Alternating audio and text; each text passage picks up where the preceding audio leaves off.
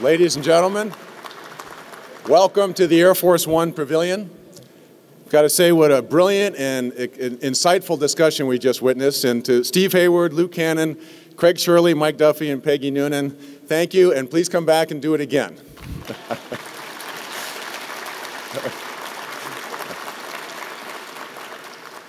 Well, we're delighted that Secretary Baker was able, I would point out, through great effort to adjust his schedule to be here due to an unexpected family funeral. But we're delighted that he was able to come, and particularly that he was joined by his lovely wife, Susan.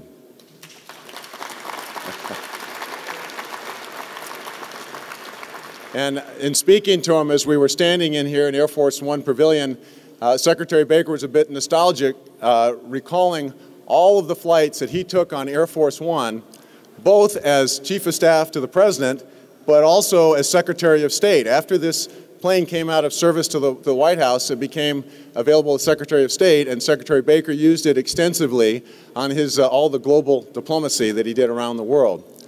And Duke Blackwood, that may explain that pair of cowboy boots we found that had JAB engraved on the side. So let's keep those in the museum. Well, other than the President himself, no one shaped the Reagan years as profoundly as did our keynote speaker, James A. Baker III. Not that he planned it that way. Early in his career, Jim Baker adopted a rule handed down by his grandfather, and it later became the title of Jim Baker's second book. It was called Work Hard, Study, and Keep Out of Politics.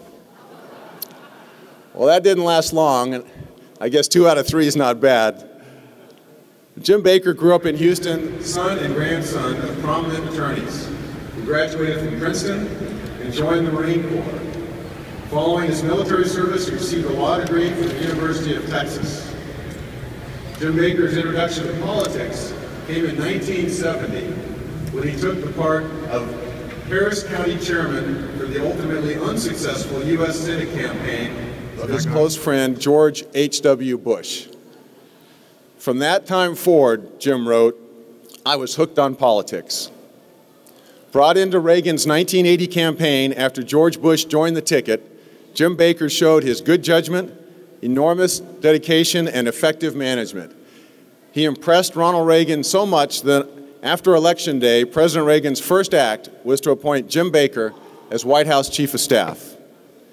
It was the beginning of a remarkable relationship. Starting with the passage of the President's 1981 Economic Recovery Package, there was hardly a major or minor achievement of the first Reagan term that did not owe its success in some measure to Jim Baker. And in 1985, when Jim Baker left the White House to become Treasury Secretary, the stage was set for the great economic policy achievement of the President's second term, the passage of the Tax Reform Act of 1986. By cutting special interest tax breaks, the revenue-neutral reform ended up lowering the top marginal tax rate on most personal income to 28%. Fortune magazine called it, quote, perhaps the largest revision of the tax code in U.S. history, an astonishing event. Well, for most men, the 8 years of accomplishment during the Reagan administration would have made a full career. But of course, at the start of President George H.W. Bush's administration, once Secretary of the Treasury Baker became Secretary of State Baker. And America was fortunate indeed to have Jim Baker's steady hand and wise judgment to guide us as the Soviet Union was beginning to come apart and major new challenges were emerging in the Middle East. Few people are better equipped to speak about the Reagan legacy and enduring impact of President Reagan's presidency than Jim Baker. Please join me in welcoming one of Ronald Reagan's most trusted partners and dear friends, James A. Baker III.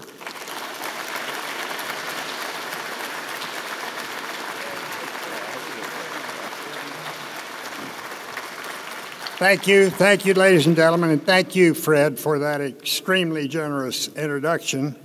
I'm delighted, of course, to be here. I'm always glad to have the opportunity to come back to this library named for the Gipper. And I really told Fred, I really am a little nostalgic looking at this aircraft here because I made many miles on that, both with President Reagan And then later, when they gave it to second-class service for the Secretary of State. Thank you not only for that introduction, Fred, but thank you also for the effort that you talked about to create that institute up in Washington, D.C. That is badly needed, and it will help not just preserve President Reagan's legacy, but promote it as well. Ronald Reagan, as all of us here know, it goes without saying, was a man of great vision, and he was a man of great accomplishment. And this new institute will bring that vision and that accomplishment to future generations. Now, ladies and gentlemen, it seems like only yesterday that we were all at the Century Plaza Hotel receiving the news of Ronald Wilson Reagan's election as the 40th President of the United States. It also seems like only yesterday that President Reagan lay on that hospital gurney, wounded but resilient, telling Nancy that he had forgotten to duck. And after that, of course, he dedicated himself, as he put it, to that big fellow upstairs. And he went on to complete two of the most remarkable terms of any American president. It seems like only yesterday that President Reagan stood at the Brandenburg Gate, supercharged by his unique brand of American strength and commitment, challenging Mikhail Gorbachev to tear down this wall. And it seems like only yesterday that we received the news about something that, with regret and, yes, sadly, with some relief, we had long known would come. The Gipper had joined that big fellow upstairs. That was exactly 10 years ago today. But my friends, it seems like only yesterday. So as we reflect today on the life and times of Ronald Wilson Reagan, we ask ourselves, why do our memories of him remain so fresh and so vibrant as if they had just happened? What were President Reagan's timeless qualities, the ones that continue to be evoked by those across the political spectrum, from every Republican office holder in this country to Barack Obama? Some 25 years after he left office, why does he remain a national measuring stick for American greatness, a marker of successful governance and successful leadership? One answer to these questions, as any good actor will tell you, is timing. As has been said, if the timing is right and the gods are with you, something special can happen. And Ronald Reagan's timing was superb, and it was absolutely right.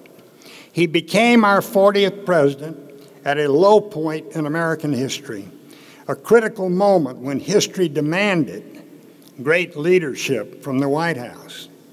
Times were very tough in 1981. We faced an economy plagued by the so-called misery index, a double-barrel whammy with both inflation and unemployment hovering above 10%. Newsweek, in fact, said that President Reagan had inherited the most dangerous economic crisis since Franklin Roosevelt took office 48 years ago. America's global status had taken a beating in the aftermath of the Vietnam War and the aftermath of the hostage crisis in Iran. Many were predicting at that time that Japan, Inc. would soon surpass the United States economically. Our national confidence was in a downward death spiral. And then onto that scene strode Ronald Wilson Reagan and his upbeat spirit. He focused on our strengths and on our possibilities and didn't carp about our limitations. He spoke in bold, colored verses of red, white, and blue. He was badly underestimated by his political opponents and by the chattering class. But once in the White House, he set about turning his philosophy into policy, and he did so with laser-like intensity. Taxes were reduced, regulations were loosened, Social Security was reformed, and the White House became the world's biggest cheerleader for strength at home and freedom abroad. By the time he gave his farewell address to the nation on January 11, 1989, more than 19 million jobs had been created. Our military might was restored. The Soviets were leaving Afghanistan, and the two superpowers had actually started to reduce their stockpiles of nuclear weapons.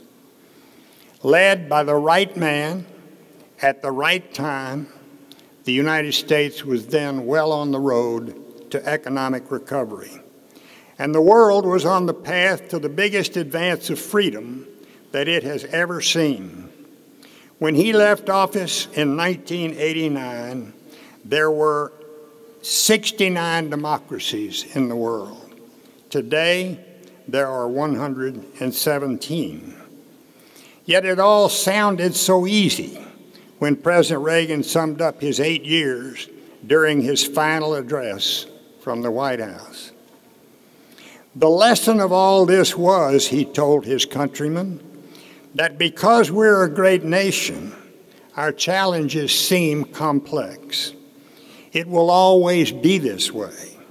But as long as we remember our first principles, and as long as we believe in ourselves, the future will always be ours. And something else we learned, he continued, that is that once you begin a great movement, there's no telling where it will end. We meant to change a nation, and instead, we changed the world.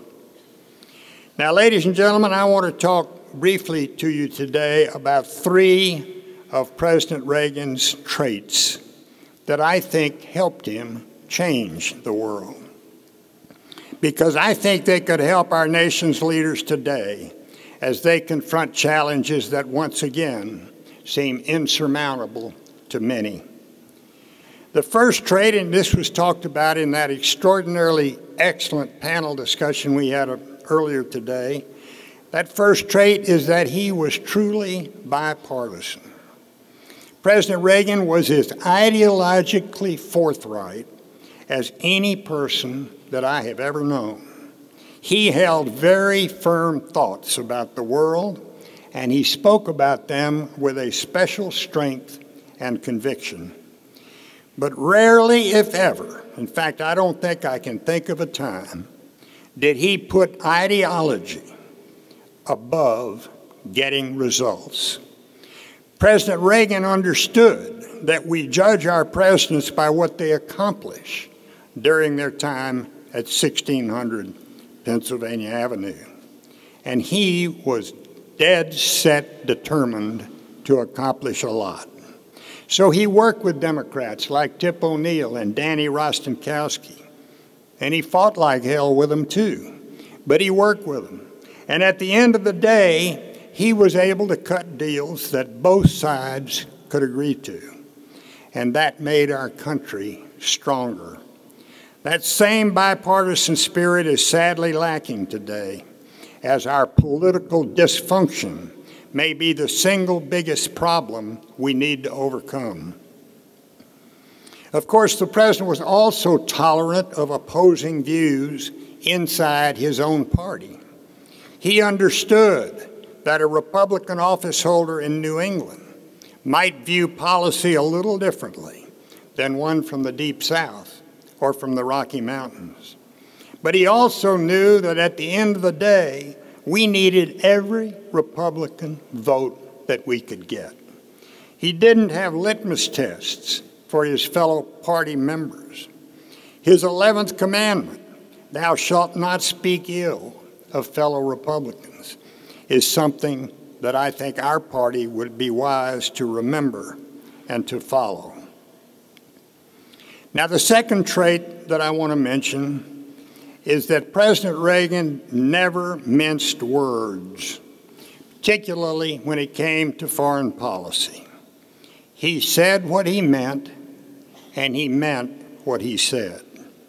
Leaders around the globe got the message, and they responded. With Ronald Reagan as president, as with George H.W. Bush, the United States was respected by its allies and feared by its adversaries. How very different from today. Recently, an international news magazine put a tethered eagle on its cover with the question, what would America fight for? Even pundits who support the White House wonder why our administration today tends to create its own foreign policy debacles. As trendy and as new age as it may sound, the United States cannot lead from behind. That's an oxymoron. We remain the strongest nation in the world, diplomatically, militarily, and yes, economically too, although we absolutely must get our fiscal house in order. The world continues to look for resolute American leadership, and we should provide it, just like Ronald Reagan did. And the third trait, President Reagan touched our hearts with words that were pure poetry and with thoughts that could make us chuckle while nodding our heads in agreement. He was a brilliant writer, able to boil a thought down to its essence. Many of his one-liners are truer today than they were when he said them. Government, he once said, for instance, is like a baby, an alimentary canal with a big appetite at one end and no sense of responsibility at the other. And of course, he also said, and it's so true, we don't have $1 trillion debt because we haven't taxed enough. We have $1 trillion debt because we spend too much. Life, it seems, was never so serious either that President Reagan couldn't enjoy a hearty laugh. And oftentimes that hearty laugh was at his own expense rather than his opponents.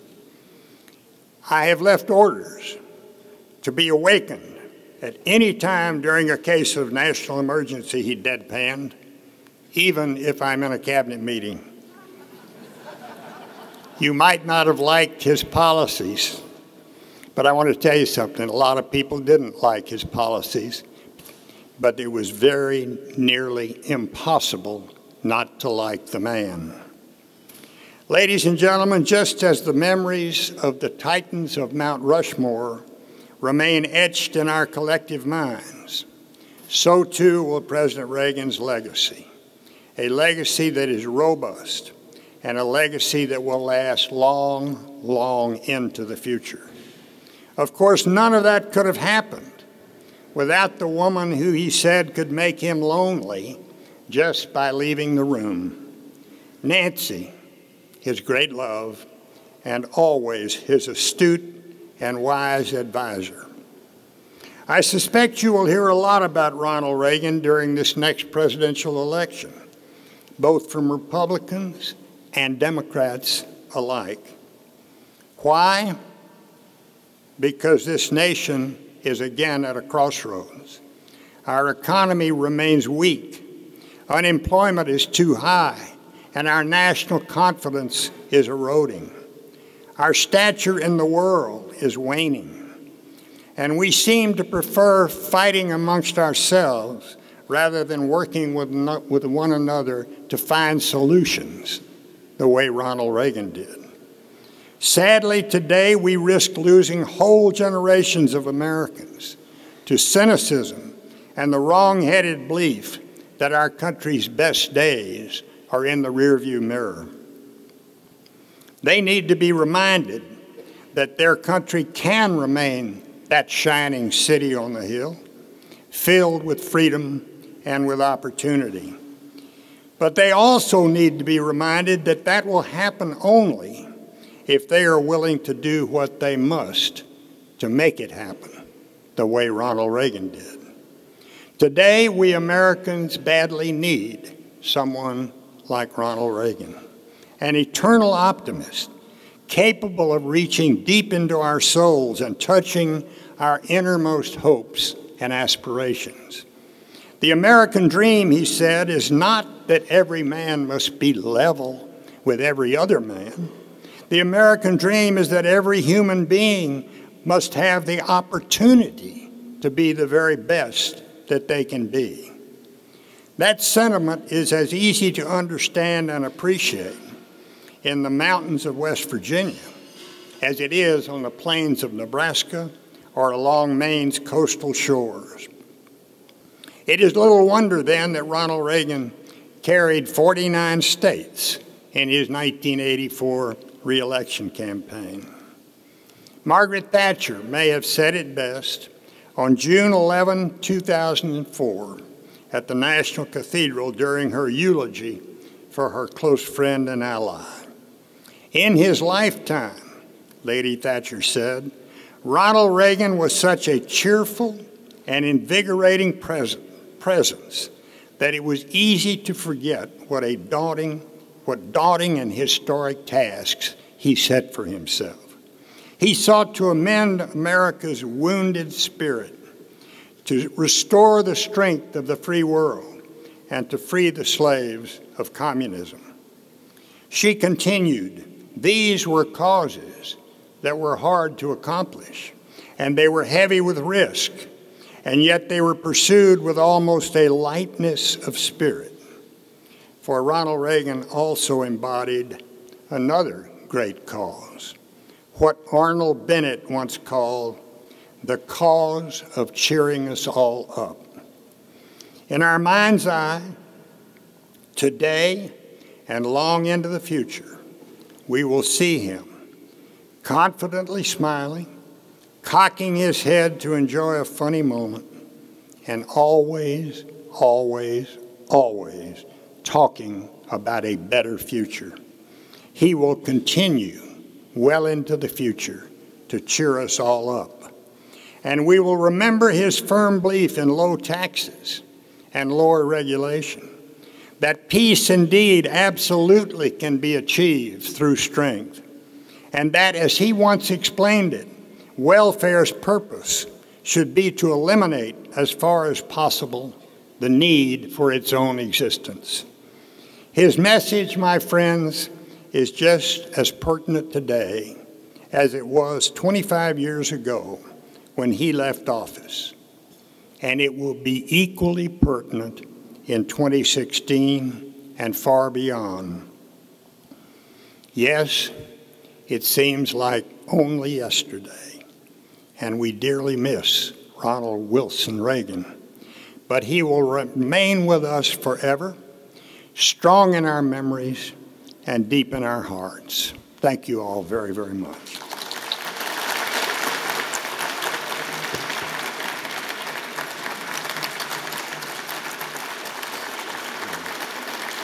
Thank you.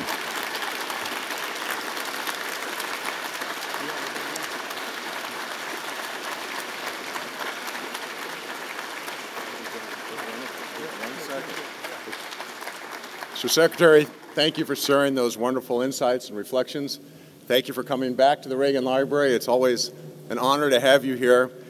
I know you have to leave for an important pressing matter, but we wanted to leave you with something for you and Susan. And you don't have to open it now, but this is the flag that flew over the Reagan Library this morning on the 10th anniversary of his passing. We want you to have it. Thank you. Thank you very much. Absolutely. That's a lovely day.